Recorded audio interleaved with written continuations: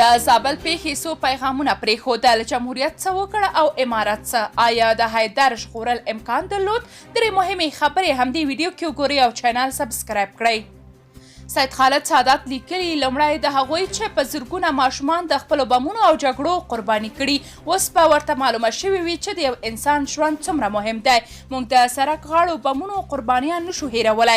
د واده او خوښیو موټر او کاروانونه څو ځلې د طالبانو له لوري په ښخ شویو ماینونو برابر شول او غوښې به یې په هوا کې تیت او پرک شوې. همدې زابل کې د طالبانو یو موټر بم 40 کسان شهیدان او 130 زخمیان کړي وو. زما یو ملګري احمدشاه احمدزي میرمن او درې تنکي ماشومان د لوګر محمد آغا کې د طالبانو د ماین والوزول. د ننګرهار بهسودو ولسوالۍ کې د طالبانو ماین د یوې کورنۍ 2 ماشومانو پښې پرې کړې او ژوند یې ورنیمګری کړ. د زابل پر روغتون بریج کې د مور په خېټه کې مې ماشوم هم نه هیریږي چې د مور سره یې یو ځای وواژه. دا ټول جنګي جنایتونه وو چې ترسره شول او د زابل نننۍ پیښې حداقل وښوده هغوی چې دغسې ویرونه رامنځته کړي نن به حداقل د انسان د وینې پر ارزښت پوه شوي وي.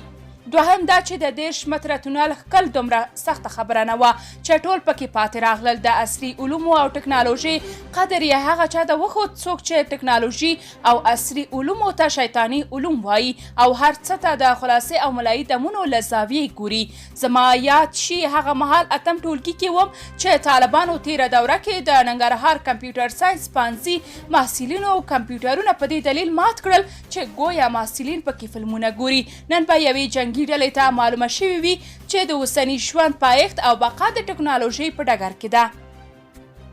دریم دا چې ستونزې پر اولیتونو حلیږي. نمایشي حرکتونه د انسان درد نشي دوا کولی. موږ د نمایشي کارونو بده پایله ولیده. هر څه مو نمایشي و ځکه مو ماتې وخوړه.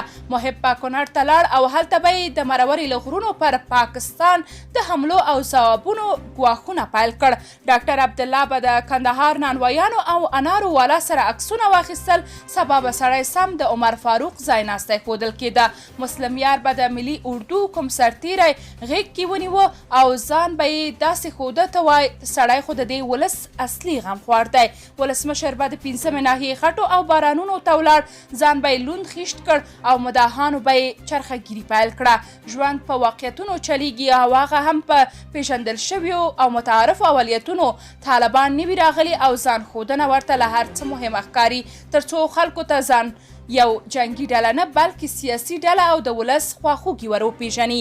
پرون د کونړ پر مرورې پنجابیانو توغندي ورول او د طالبانو دفاع یوسف مخي وزیر د کونړ پر ځای د زابل لار ونیوله او د نمایشي ډالیاک لپاره یې کرۍ شپه پر سپین میدان سبا کړه. چرخهګیرانو او چاپلوسانو ساتل ویدلي ماشوم د طالبانو په نمایشي عکسونو کې د خلکو له ذهنه هیر کړ.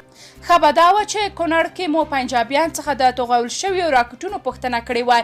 زابل ته به یې د فواید عامې وزارت یو تخنیکي ټیم لیږلی وای تر څو یې ماشوم ژغورلی و.